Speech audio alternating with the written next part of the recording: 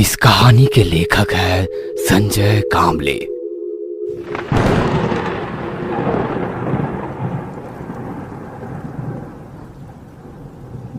हल्की सी बरसात को अपने चेहरे पे झेलते गाड़ी चलाते हुए उसने कहा, सच यार, क्या रिसेप्शन था। हाँ ना, उस दुल्हन का ड्रेस देखा, 70,000 का था। होगा भी, पर दुल्हन से ज्यादा उसकी माँ सज धज के आई थी। बहुत खर्चा हुआ होगा ना। जिंदगी में शादी भी एक ही बार होती है। हाँ यार। रात के करीब 10:30-11 बजे एक 2 व्हीलर शहर के बीच सामान्य स्पीड पर आगे बढ़ रही थी। दोनों गाड़ी पे बातें करने में मग्न थे। बड़े शहरों में वैसे दिन क्या रात क्या सब समान होता है, इसलिए रास्ते में थोड़ी बहुत ट्रैफिक थी। और तभी उनकी गाड़ी एक सुनसान सड़क पर आई। खुशबू, जरा गाड़ी रोकना। क्या हुआ? प्लीज रोकना यार, एक काम याद आ गया। खुशबू ने स्पीड कम करते हुए रास्ते के बाजू में गाड़ी रोक दी। मनीषा गाड़ी से नीचे उतर गई। सिर्फ 5 मिनट, पापा की दवाई लेनी है। खुशबू ने पीछे देखा तो कुछ ही दूरी पर, यानी कि लगभग 50 कदमों की दूरी पर एक मेडिकल स्टोर था।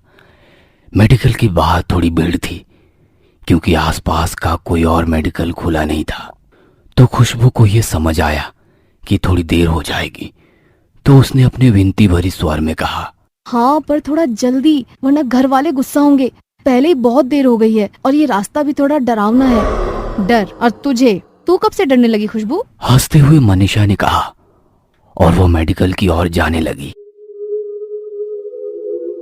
खुशबू की नजर अब आजू बाजू घूमने लगी।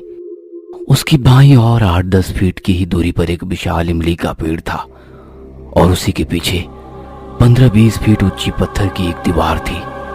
अपने आजू बाजू देखते हुए खुशबू खुद से ही बुदबुदाई, मुझे नहीं लगता डर, पर अंधेरा भी बहुत है ना।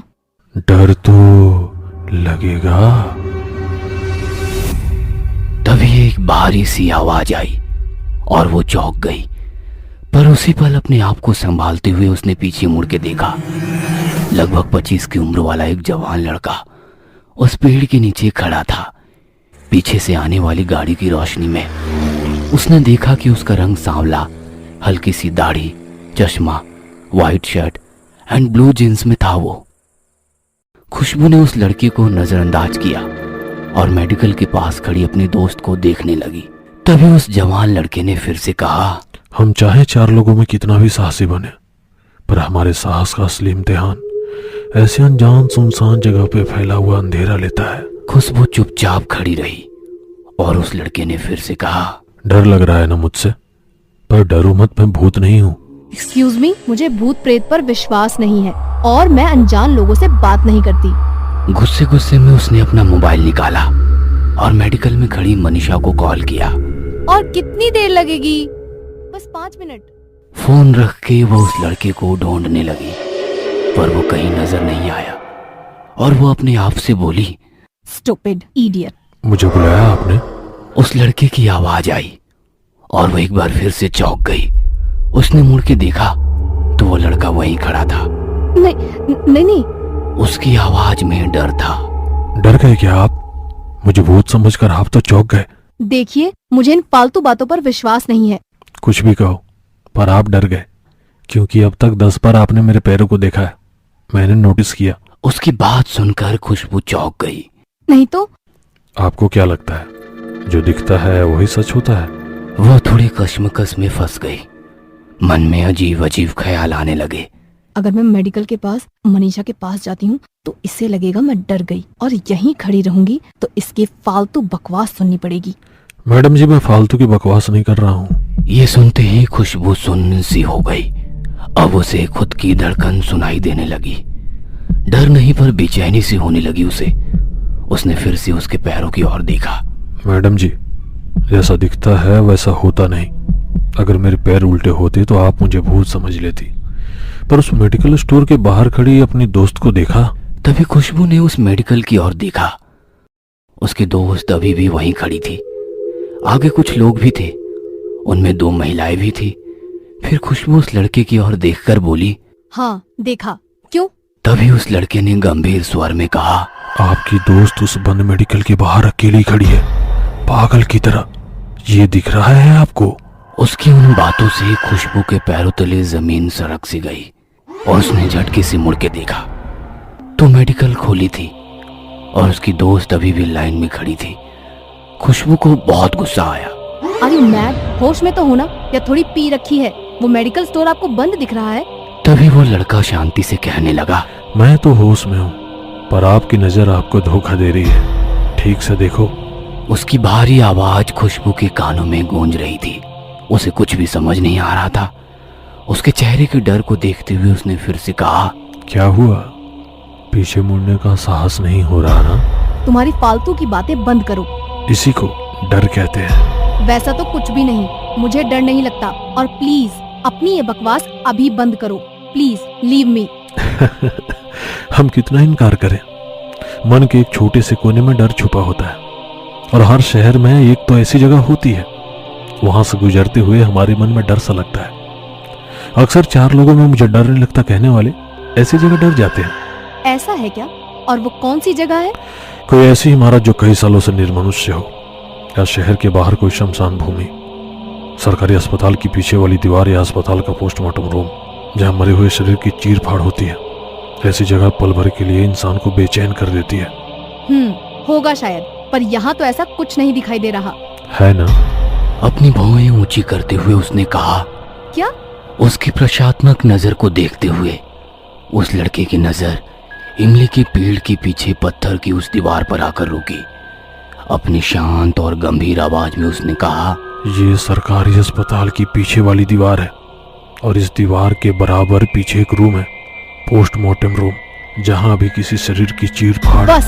अपने कान को बंद करते हुए उसने अपनी आंखें बंद कर ली और उस लड़के को बीच में ही रोक दिया। फिर उसने मोबाइल निकाला और अपने कानों में लगाया। ना चाहते हुए भी उसने तिरछी नजर से उस दीवार की ओर देखा, जिसे देखकर उसका मन और भी बेचैन सा होने लगा। यहाँ से तो जाना ही बेहतर है। खुशबू बुदबुदाई। मनीषा को दवाई मिली होगी या नहीं ये देखने वो पीछे मेडिकल स्टोर की तरफ मुड़ी और उसकी धड़कन थम सी गई। डर की एक लहर मानो उसकी पूरे शरीर में उठ गई। वो मेडिकल बंद थी। मनीषा अकेले उस स्टोर के बाहर खड़ी थी और खुशबू को घूर रही थी। उसका पूरा गला सूख गया था, मानो जैसे पल थम सा गया हो। कुछ पल वो उसे ही देख रही थी और पलक झपकते ही सब पुराने जैसा दिखने लगा। मेडिकल स्टोर खुला था और मनीषा उस स्टोर वाले के साथ कुछ बातें कर रही थी। खुशबू ने गर्दन घुमाई और उस लड़के को देखने लगी तो वो कहीं नजर ही नहीं आया। अभी भी उसका दिल जोर जोर से धड़क रहा था। इमली के पेड़ के पीछे वाली दीवार पर आकर रुकी हुई उसकी नजर उसे डर का एहसास दे रही थी। और अचानक कुत्ते के भौंकने से वो एक बार और चौंक गई। उसने कुत्तों की आवाज की ओर देखा। हड्डियों का ढांचा, हल्के भूरे रंग के बाल और पीछे की टांग से लंगड़ाते हुए वो कुत्ता जोर जोर से भौंक रहा था।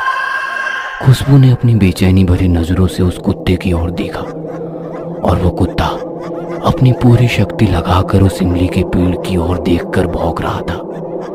उसे देखकर उस कुत्ते के साथ आसपास के सारे कुत्ते भी भौंकने लगे। ये सब नजारा देख वो और डर गई और अपने आप से बुदबुदाने लगी। अब इस कुत्ते की पूंछ पर किसने पैर रख दिया? और वो पागल लड़का कहाँ गया? अभी तो यही था, फालतू का डर दिखा के चला गया। मुझे बुलाया आपने? उसकी आवाज सुनते ही उसने आवाज की ओर देखा। वो उसकी बाजू में खड़ा था। उसने शांति भरी आवाज में कहा, डर गए ना? खुशबू पर टिकी हुई नजर उसने कुत्तों की ओर घुमाई और कहा, देखिए, कुत्ते ऐसे बिना वजह तभी भौंकते हैं जब उन्हें आसपास कोई बुरी शक्ति होने का एहसास हो। उसकी बात सुनते ही खुशबू ने कुत्तों की ओर देखा। वो अभी भी उस इमली की पेड़ को देखते हुए भौंक रहे थे। मतलब? मैं कुछ समझी नहीं। मतलब भूत, पिशाच, चुड़ैल, डायन जैसी शक्तियों को हम आम इंसान देख नहीं सकते। उस शक्ति को ये प्राणी महसूस कर सकते हैं। और जब भी कुत्ते रोते हैं तब ये शक्ति किसी को अपने साथ लेने आई होती है। यानी तुम कहना क्या चाहते हो कि यहाँ भूत है? होगा भी। इस पेड़ पर या आपके बाजू में, या शायद आपकी गाड़ी के पीछे वाली सीट पे बैठा होगा। कहीं भी हो सकता है। पर किस लिए? उस शक्ति को कोई शिकार पसंद आए तो उस शिकार को अपने साथ ले जाने का पूरी तरह प्रयास करते हैं। शायद आप उस शक्ति को पसंद हो। खुशबू को बहुत गुस्सा आता है। व्हाट नॉनसेंस, कौन हो आप? और मैं सुन रही हूँ तो आप मुझे कुछ भी बोले जा रहे हो। और प्लीज आप ना मुझसे बात ही मत करो। खुशबू की बातों से ये पता चल रहा था कि वो पूरी तरह डरी हुई थी। अपना डर छुपाने के लिए उसने अपना फोन निकाला और मनीषा को फोन लगाने लगी। चल यार, स्टूपिड, सॉरी यार, ये दवाई दूसरी कोई भी जगह नहीं मिलती। तभी खुशबू ने गाड़ी स्टार्ट की और कहा, तुझे नहीं, उस लड़के को कहा जो इतनी देर से बकबक करके मुझे बोर कर रहा था। कुछ भी, कब से देख रही हूँ तुझे। तू तो अकेली खड़ी थी, कोई भी नहीं था तेरे आसपास। अरे उस इमली के पेड़ के नीचे खड़ा था, शायद तेरा ध्यान नहीं था। पर ऐसा कहते हैं कि इमली के पेड़ के नीचे बुरी शक्तियों का वास होता है। मतलब के भूत। मनीषा की बात सुनते ही वो शांत हो गई और तभी पीछे से कुत्तों के रोने की आवाज आने लगी। उसके मन में अजीब सी बेचैनी होने लगी। बिना कुछ कहे वो सोचने लगी, मैं इतनी देर से किससे बात कर रही थी और कौन था वो? यह सब सोचते ही उसके मन में एक डर सा बन गया। उसका दिमाग सुन्न पड़ गया। उसे कुछ समझ नहीं आ रहा था कि ये सब क्या हो रहा है। वो बिना कुछ कहे गाड़ी चला रही थी और अचानक मोबाइल की रिंग बजी। गाड़ी रास्ते की साइड में लगाते हुए वो बोली, पापा का ही फोन होगा, डांट पड़ने वाली है अब। कहते हुए उसने फोन उठाया। सामने वाले की आवाज सुन के उसका दिमाग सुन्न पड़ गया। बिना कुछ कहे वो सिर्फ सुन रही थी। डर के मारे उसका पूरा बदन सुन्न पड़ गया और वो बेहोश हो गई।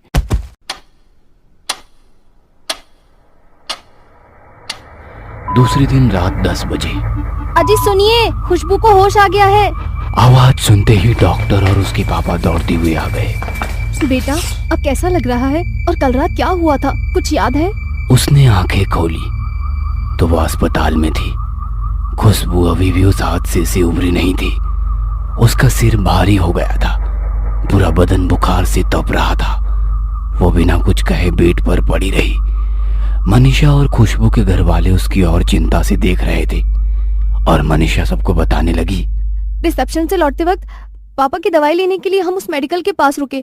भीड़ होने के कारण थोड़ी देर हो गई।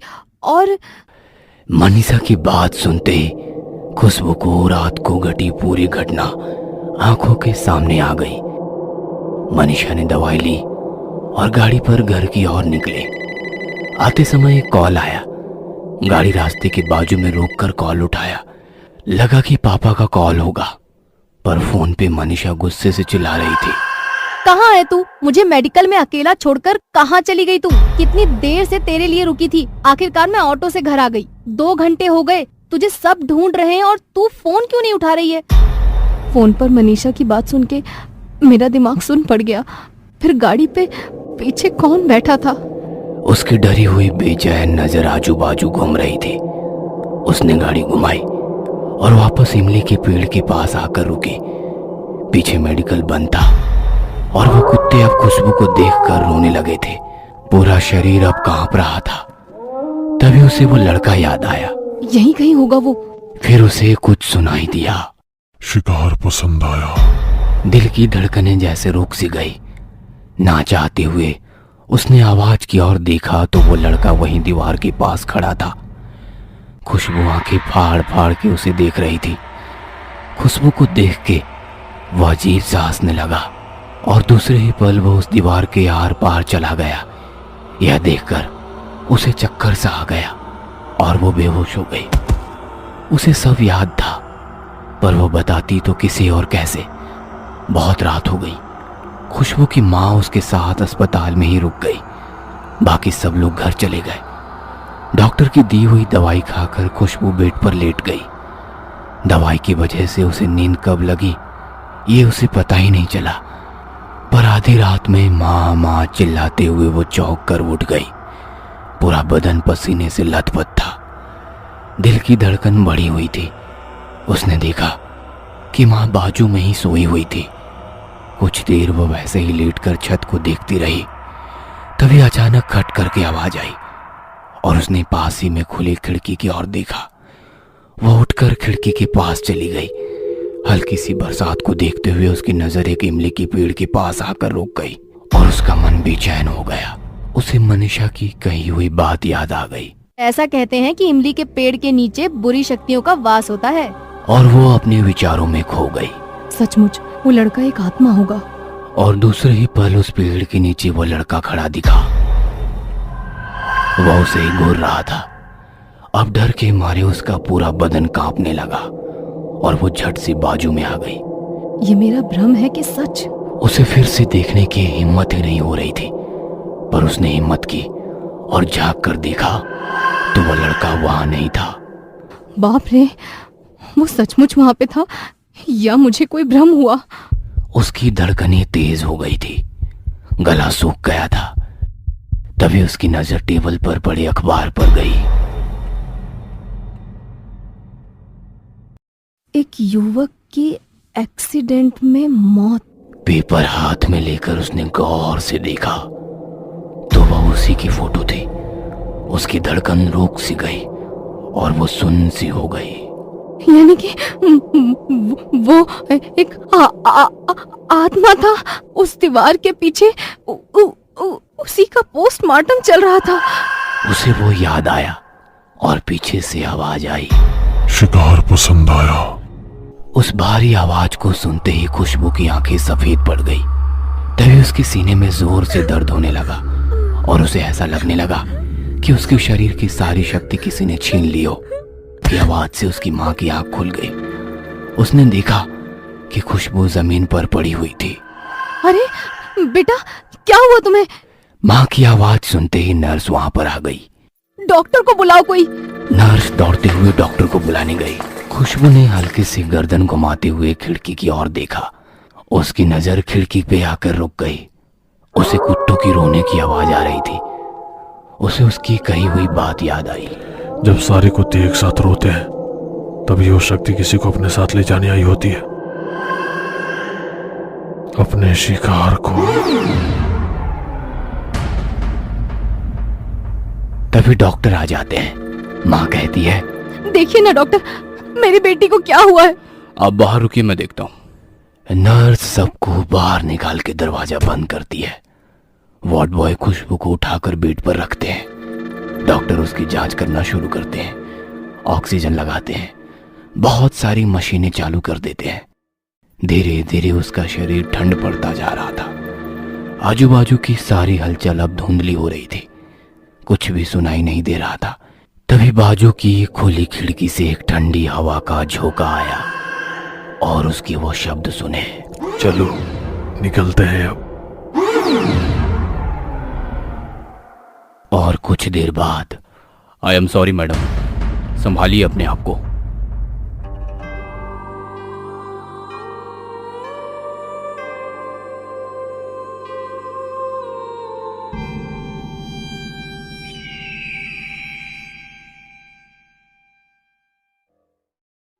फ्रेंड्स, आई होप आपको ये कहानी पसंद आई और हर हफ्ते ऐसी मजेदार स्टोरीज सुनने के लिए मेरे चैनल को सब्सक्राइब जरूर कर लीजिए और बेल आइकन पे क्लिक कर देंगे तो आपको नोटिफिकेशंस भी मिल जाया करें।